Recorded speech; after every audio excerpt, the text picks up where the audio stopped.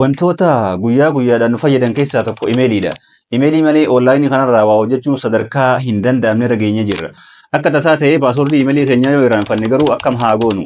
Haala kamiin paaswordii imeelii keenyaa jijjiirrachuu dandeenya? Viidiyoo har'aa keessatti akkaataa paaswordii imeelii irraanfanne itti jijjiirachuu dandeenyu jalqaba hanga dhumaattiin isin agarsiisa. Ashama harka fuunee Jundee Yuusufiin jedhama. Yuunivarsiitii Odaa Bultumitti barsiisaa fi qorataadha. Chaanala kanaan rakkoolee teekinooloojii wal qabatan akkasuma akkaataa onlaayinii kana irraa fayyadamaa ta'uu danda'amuu fi waa'ee yuutuubii wal qabatu hunda tolaawwan argattaniif viidiyoon yeroo yeroon gadhiisu akka isin hin dabarreef sabskiraayib godhaa jechaa amma garuma viidiyoottiin isin dabarsa. Egaa paaswordii imeelii keenya salphaadhumatti jijjiirrachuudhaaf maal goona? Isteeppii salphaadhaan paaswordii keenya jijjiirrachuu dandeenya.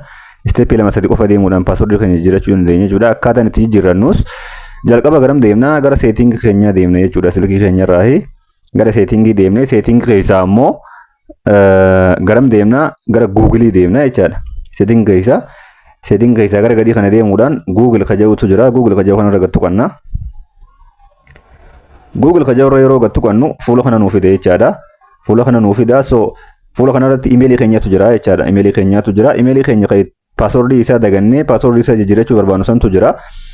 Imeeliin kan keenya kan nuti barbaannu yoo kana ta'e isuma kanarra gattu qanna. Yoo kana ta'uu baate ammoo mallattoo xiyyaa achi garagalee jiru kanarra gattuudhaan imeelii keenya kan barbaanne jijjiirrachuu dandeenya jechuudha. Yeroo mallattoo xiyyaa kanarra tuun imeelii keenya imeelii nuti qabnutu nu dhufa jechuudha. Imeelii baay'eetu nu dhufa. Imeelii nuti qabnu kana keessaa imeelii paaswordii isaa barbaanne sanarra gattu qannaa jechuudha.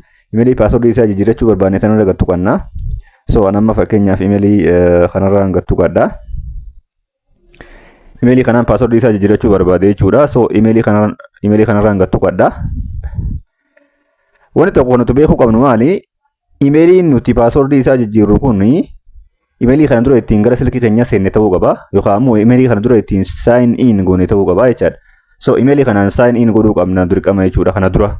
Yoo sign in hin goone imeeliin kun asirratti nu bahuu hin danda'u. Silkii kanarratti Google kana keessa nu dhufuu hin danda'u yoo sign in hin goone jechuudha imeelii kanaan. Kanaafuu imeeliin nuti paaswordii isaa nu jalaa bade san imeelii kana dura sign in goonee jiru ta'uu qaba. So anama imeelii kanarraan gattu qadhaa jechuudha. Imeelii kanarra yeroo gattu qaddu haala kanaan naa fida. Erga haala kanaan naa fidee booda Google account kaja'utu imeelii kana jala jira jechuudha. Akkuma isin agartan kana Google account kaja'utu jira. Google account kaja'u kanarraan gattu qadhaa. Yeroo Google account kaja'urra gattu qaddu egaa gara fuula kanaa na fida jechaadha. Gara fuula kanaa na fida.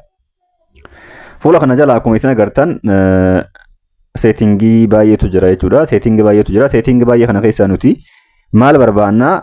Garana oofnee security kaja'u barbaanna jechuudha. Security kaja'u barbaanna. Fuulli kun Google account jira. Google account kana jalaa nuti security kaja'utu jira. Akkuma agartan kana security kaja'u kanarra gattu qannaa jechaadha. Security kaja'urra yeroo gattu qannu akkuma isin agartan fuula kana nuuf fida. Fuula kana nuuf fida. So fuula kanarra gad deemnee maal kaja'u barbaanna? Password kaja'u barbaanna jechuudha. Fuula kanarra gad deemnee password kaja'u barbaanna. Akkuma isin agartan password kaja'u as jira jechuudha kunu. Password kaja'u kanarra gattu qannaa jechaadha. Password keenya jijjiirrachuudhaaf salphaadhumatti. Password kaja'urra yeroo gattu qannu akkuma isin agartan kana fuula kanatti nu fidu jira jechaadha. Gara fuula kanaa nu fida. Gara fuula nuti password irraa jijjiirrannu san nu fida jechaadha. Verify nu godhu jira. Silkiin kun keenyaaf ta'uu fi keenya ta'uu dhabuu verify nu godhaa maal godhuudhaan password keenya itti galchuudhaan verify goona. Ana password keenya itti galchee verify godhutti jira jechuudha. So haala kanaan verify godheen jira. Password silkii keenya itti galchine verify goona jechuudha. Yookaan immoo pattern yoo ta'es pattern itti galchitanii yoo password qabaates pin yoo qabaates pin itti galchuudhaan verify gootanii jechuudha. Erga verify gootanii booda gara fuula kanaa isin fida akkuma agartanii. Gara fuula kanaa isin fida. Okay. Egaa wanni guddaan kan jiru fuula kanarra jechuudha. Fuula kanarratti password keessan jijjiiruu dandeessanii jechaadha. Fuula kanarra password keessan jijjiirtanii akkuma isin agartan kana new password kaja'utu jira iddoo kana. New password kaja'utu jira. Kanaafuu password keessan haaraya jijjiirrachuu barbaadan san asii galfattanii jechaadha. Password haaraya jijjiirrachuu barbaadan san asii galfattanii erga asii galchitanii booda ammallee confirm new password kaja'utu jira. Password san deebitanii asitti lama galchitanii jechuudha. Ammas lama galchitanii password jalqaba galchitan san deebitanii isuma san asii galchitanii jechuudha. Yeroo lama galchitanii jechuudha. Kanaafuu password keessan akkuma beekamu password jabaa ta'uu qaba. Password qubee adda addaatii fi lakkoofsaa fi tuqaawwan adda addaa yookaan immoo wantoota baay'ee walitti finnee mix goone password jabaa uumachuu qabna jechuudha. Haala saniin password jabaa uumannee finnee asitti paaswordii barbaanne san paaswordii akkasuma gartee nu duraa hin irraanfatamne paaswordii yaadachuu dandeenyu wayii akkasitti uummannee asitti iddoo new password jedhu kana galfannaa jechuudha. Erga galfannee booda ammallee confirm new password bakka jedhu kana deebinee ammas galchina.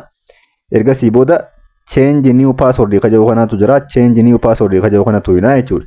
Change new password ka jedhu kanatu ina yeroo change new password ka jedhu kanatu inu passwordin keenya kan nuti amma galchine kana nu jijjiirama jechuudha. Kan nuti amma galchine kana nu jijjiirama. So haala kanaan passwordii emailii keenya kagartee akka tasatti irraanfanne qaammoo takkaan jala badee haala kanaan deebinee passwordii keenya jijjiirachuu dandeenya jechuudha.